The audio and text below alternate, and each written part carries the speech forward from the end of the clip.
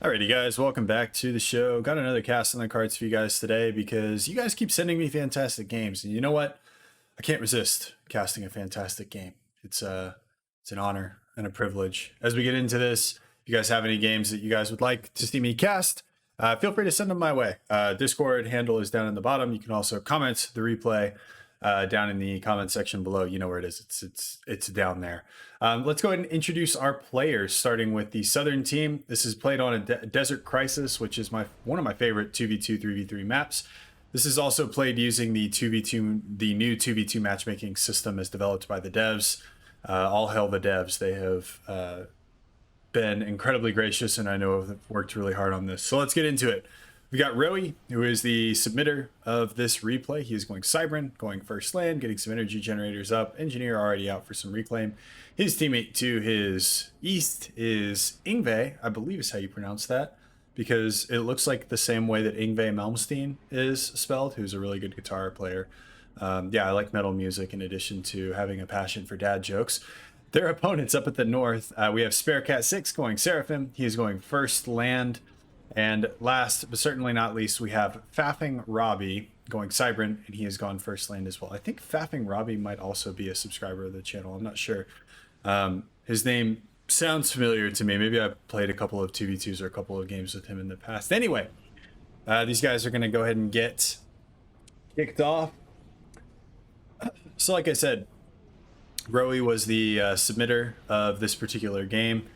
Team 1 versus Team 2, so a little bit of a delta as far as overall global ranking. But these guys definitely seem to have very similar build orders with engineers going out, so I anticipate a smashing game here. Rowie with his comm already moving out to the center. He dropped down just really some initial power generation and is now cranking out assault bots from his initial factory. He still hasn't grabbed this mech over here.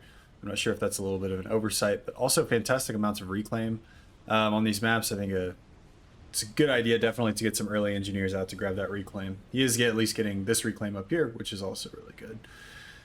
Let's check in on team number 1. Sparecat electing to keep his comm inside his base, throwing down lots of power generators. I think that's an air factory if I remember correctly. I'm not good at the Seraphim build structures. Yeah, I believe that's an air factory because that's what the land factory looks like. So he's going second air. Got some initial units, a little bit of raiding action going on. We got a Tham as well as a Selen making their way towards the middle. What I really like about this map is a couple things. Number one, there is a lot of reclaim on this map, so it makes transitioning to T2 much easier, can make for some more fun games with bigger toys. We all like big toys like experimentals and T3 artillery, etc. The other thing I like about this map is it's very open, so you don't see as much turtling or dual gap Astro Crater type gameplay, which not trying to hate on those guys, but that particular style of gameplay just isn't quite for me. Got Rowie actually going with Mantis instead of Hunters paired with his mole. We have another mole here with cloaking engaged, so looking to get an early read on the opponent. His opponent, Faffing Robbie, Cyber Mirror matchup, incidentally. Dropping the Hydro, moving his comm towards the middle. As well, does have a good number of units as well as a mole there, so he will have some radar coverage. And then we see the Magno T1 radar system get dropped right down there just now. Similar kind of aggression from Sparecat against Ingve.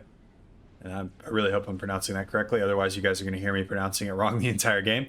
But Tham as well as a Selen looking to potentially pick off an engineer, but I think they're going to run headlong into this Aurora. If the Tham can figure out how to shoot, and Ingve doing a great job of microing that. Really spamming that S button to even up the odds between the Aurora and the Tham, dodging about half of the shots. Well played by our Aeon player. No UEF representation in this match. Only faction that is not represented. It looks like this little guy has made his way into the backfield with a series of Mantis in hot pursuit. So it looks like he's going to get an engineer kill back here. But I don't think he's going to be able to do a whole lot else as another Mantis turns up. We'll see how on the spot Roey's micro is. Oh no, Sparecat might end up losing an engineer here as well. So we've got the ultimate micro battle version 2. Looks like it is going pretty well for Roey, because faffing Robbie is not moving his Mantis, and it looks like Roey will end up taking that kill. Mantis survives with 9 HP. We'll be able to mop up these mass extraction points. None too quickly, but we'll still be able to mop it up. So really harass being largely successful from team number 2 in this game. Lots of scouts on the front line.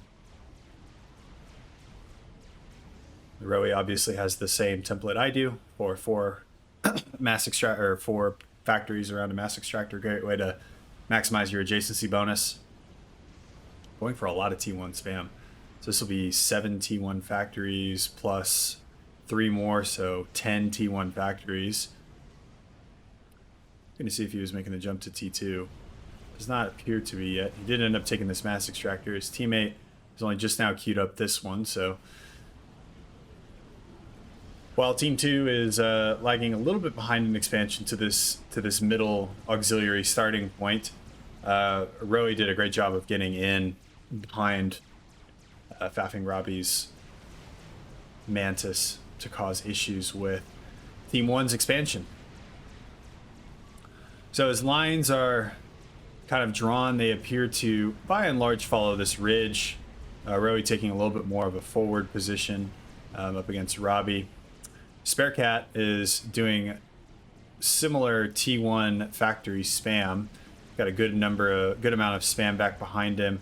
3 factories back here, and 4 factories total. This one's idle.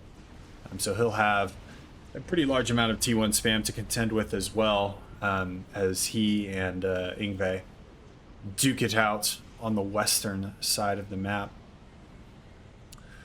Other thing I do like about these 2v2 maps is every player really has to kind of pull their own weight from an air perspective, which is great for me because it means if my ally is pulling his weight on an air perspective, he can bail me out then after I forget to build interceptors. Gun speed and range coming in for Sparecat, who's also doing, looks like he has engineers on patrol, but it's potentially overflowing mass right now. Or just doesn't have, there we go, engineers go to work here, reclaiming some of this mass. Scouts find themselves over some thistles from Ingve and are promptly dealt with. Bomber getting dispatched, and then second thoughts from Sparecat. Roey going for more T1 spam with another 3 factories, so that'll be 13 T1 factories. Is he making the jump to T2 quite yet? No. He is upgrading a good number of mass extractors, so checking in on eco, Team 2 is kind of running away with it from an eco perspective. 8k difference on the eco side of things, but gun speed and range also coming in for Robbie, so Calm on the front lines looking to deal some pretty serious damage. And then gun range coming in for Ingve. We talked a lot about how the split upgrade can make things a little bit more palatable for the Aeon players to get their gun upgrades.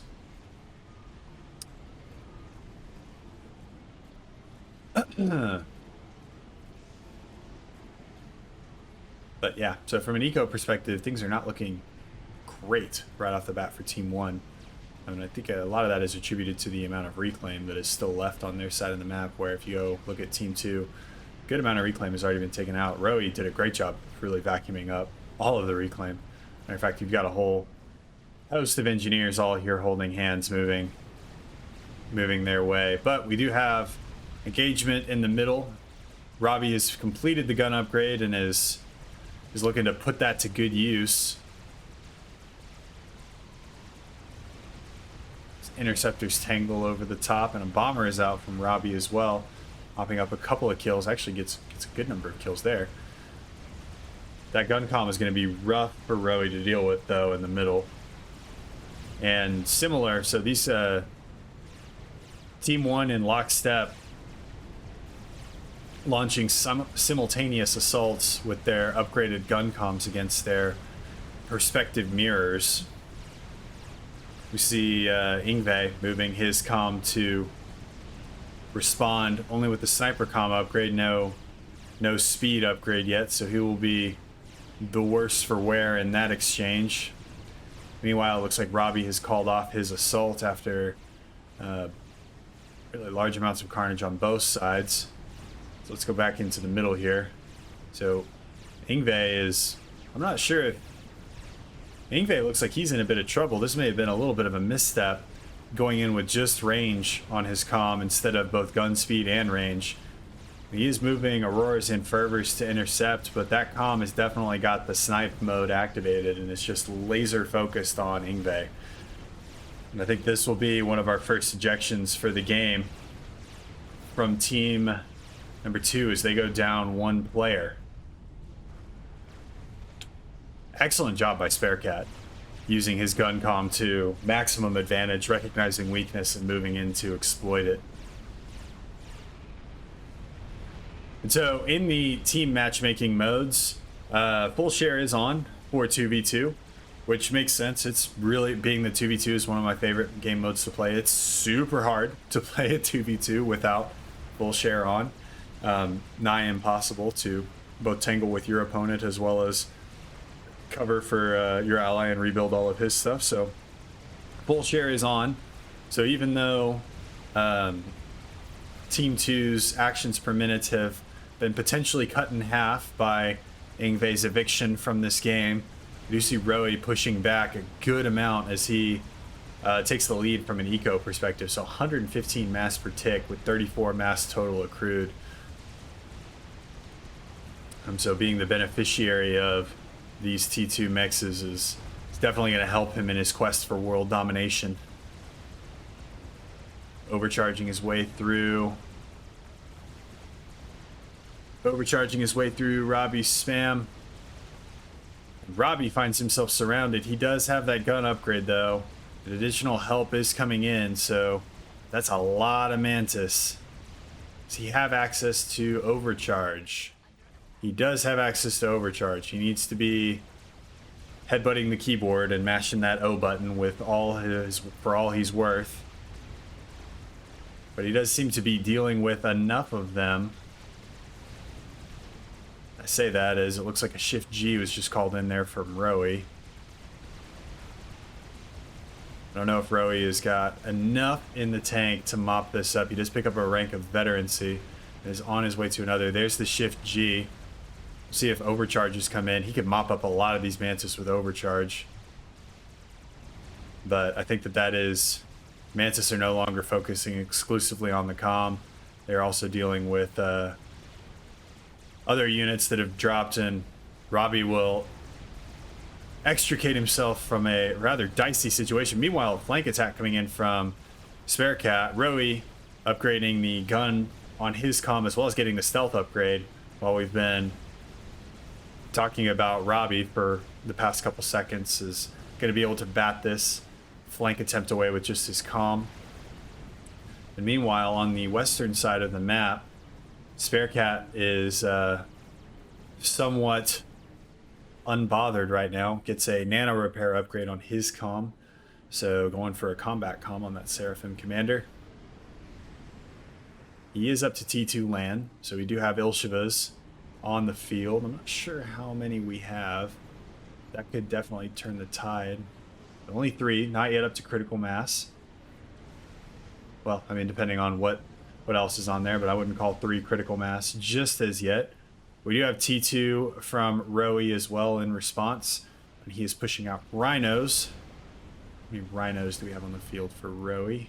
6. Okay, so a good amount more rhinos than Ilshivas. Whoops, don't mean to drop the speed down to -8. We'll be here all day. Well, I love you guys a lot. I don't know if I really palate the idea of stretching potentially a 30 to 40 minute game into several hours. Okay, so... Oh, wow, we have harbs. All right, so I think that either before or as he left, he was upgraded to T3. So, all right. Harbs, this is going to change the balance of power on the western side of the map. Even Ilshivas, as strong as they are, the Harbinger Mark IV assault bot is nothing to be trifled with. Oh, excuse me for a second. Had to sneeze real quick. So Rowie now playing 2 positions, playing 2v1 and doing it masterfully, I might add. Just potentially mops up a couple of units here. This might be, I guess these Mantis are just tired, decided to plop it down, take a nap for a little bit, take a load off. Seeing these harbs start engaging with Spare Cat's T1 forces. These guys will just roll right on through. Apologies for Discord noises. Might be one of you guys joining my channel, you never know. So Rhinos are now going to try and engage with Robbie's forces. Robbie has a good number of T1 spam up at the front. It's kind of a meat shield with hoplites and a Viper in the back, providing that long-range fire support. Meanwhile, though, a little bit of a flank coming in from 15 or so odd Mantis. And Robbie, with all of his spam being routed down this lane, will need to redirect to deal with this little flank attempt. Alternatively, he could pull this bomber to deal with a good number of them as well. A couple of different options there, but this is why I like this map. There's just different lanes that allow for more unique play styles, especially on this side, which I always seem to end up in this position whenever I play this map. Probably because I host it a lot. Anyway, going in on the Ilshiva band, we've got 4 Ilshivas here, as well as a gun comm with nano repair from Spare Cat, who is overcharging. Harbingers are, I think, fully eliminated. Nope, there's 2 more here in the mix. Need to be taken out. A couple of overcharges will deal with those. And then the Ilshivas should be able to mop up the rest of the tinfoil Auroras. Good counter pressure from Rowie, playing both sides of the map, not letting Spare Cat get too comfy over here. Even though it is looking like he's going to just be feeding a good amount of mass to Spare Cat. But either way, there is a fine line between being too complacent and feeding your opponent mass. Usually you don't want to do the second one, otherwise your opponent wins.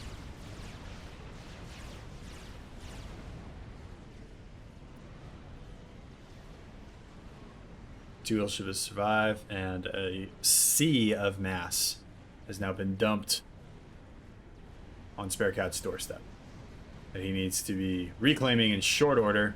Could do with moving some of these engineers on reclaim duties over here to start vacuuming up the treasure trove that was deposited on his doorstep, especially using these couple of factories right here that don't really seem to be doing anything. He is making the jump to T3 land, though, on his front factory. Interesting choice. Does he already have T3 on his? No, he does not. So he's upgrading all of his factories to T2 HQs. So I think this is the second game that I've cast where I almost said customers. I'm in cybersecurity sales, and then I work with a lot of customers, so I almost say customers, but players. You guys aren't customers. Whenever you guys are playing FAF, if you're new to this mod, you only need 1 headquarters, and then you can upgrade to T2 factories instead, and you'll be able to still produce Ilshivas out of those T2 factories. It's far more cost effective to do that than upgrading multiple. Whoa, Mercy Snipe coming in, and not quite enough. Another one on the way, and he is repairing. But I think we're about to see, as I'm blabbering on about T2, T3 HQs, another Mercy comes in, and that's going to be the ejection of Spare Cat from the game. Whew, almost missed that comm kill, because I was talking about HQ upgrades. Anyway, all that being said, you can upgrade to T2 factories instead of additional T2 HQs. It's going to be much more cost effective for you long term. Let's get back to the game instead of doing more coaching. These 4 Harbingers are now basically have unfettered access into what is Spare Cat's original base that has now been passed over to Robbie. And we see Robbie pulling troops to respond. So a couple of hoplites, a Viper, and then a series of T1 spam. Could do with, I think, shutting off his T1 factories at this point and potentially just upping it up, upping it to upping him to T2 factories.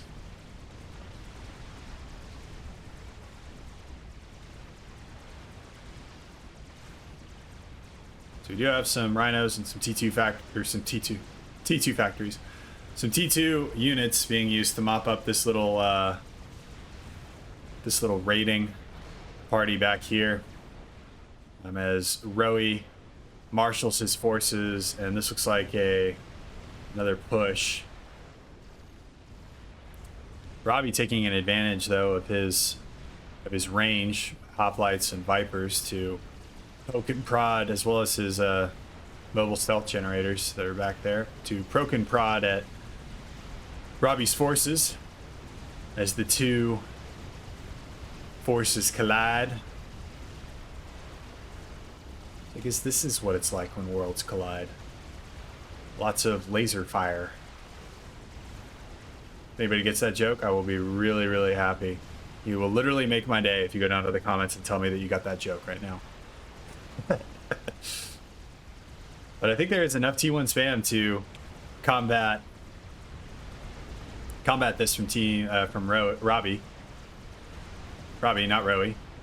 And these four harbs are pushing their way back into Sparecat's initial base, and will, could potentially just mop all of this eco up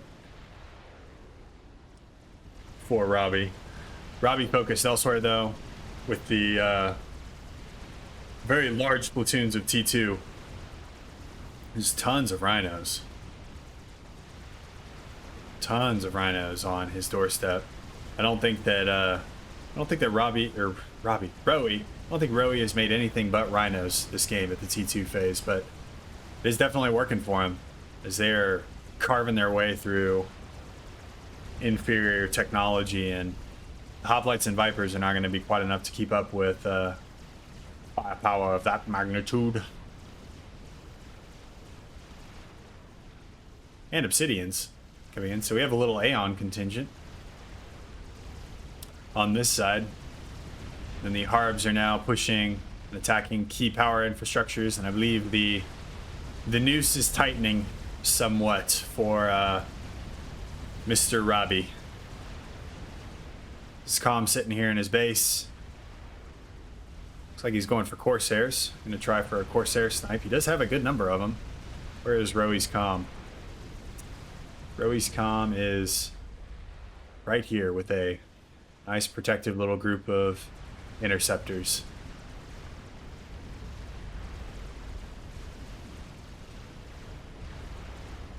So if he takes these, well, I don't really know. We do have Mercies out, so both players looking to snipe.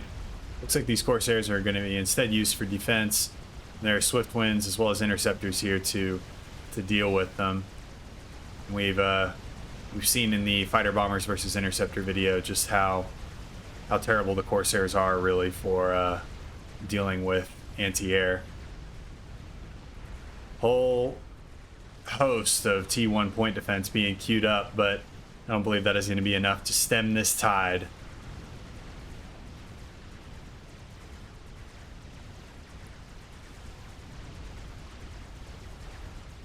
So Rowie will advance on Robbie's final bastion. Final point defense to fall. Rhinos target the comm. And this is a very good game. Very well played from both teams, as Robbie's comm goes critical. Very well played from both teams. Saw a variety of tactics engaged in the game, from snipe attempts to comm on comm action, and this was a joy and an honor to cast. Thank you very much for submitting this, Rowie. As I said at the beginning of the video, if any of you guys have casts or replays that you would like me to take a look at, I have two requests. Number one, there be no desyncs throughout the replay, because that's just heartbreaking. I literally cry inside whenever there's such a good replay that has a desync in the last like 10 minutes of the game, and then the replay is like unusable at that point. So no desyncs.